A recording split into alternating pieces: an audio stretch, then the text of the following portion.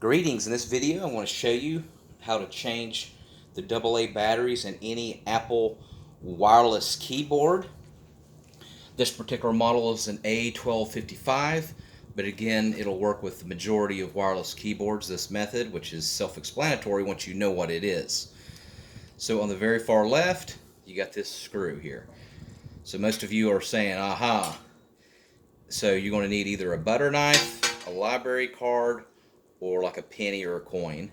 And then of course you go counterclockwise, lefty-loosey, like that. And then it's going to expose. This one takes 3 AA batteries. Most of them will take AA, which is the thicker ones, as opposed to the AAA, which is thinner. And it goes positive first. So the positive means it's got this little bump, and it'll have a positive right there.